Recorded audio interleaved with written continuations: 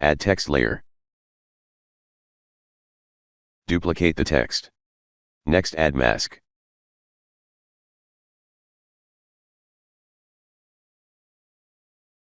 Next duplicate the mask layer.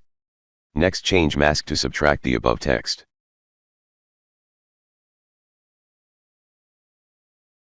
Next apply CC Pixel Poly effect to the middle text.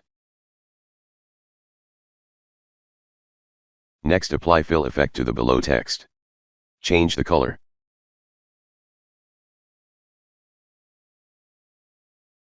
Play with the Pixel Poly properties.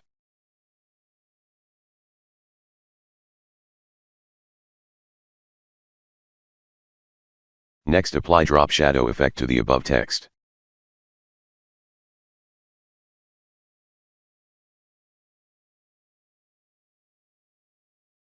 To remove the drop shadow before break, duplicate the above text.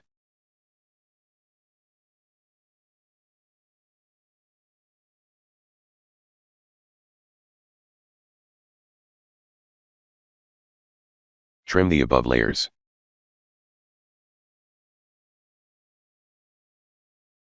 And remove mask from the top text.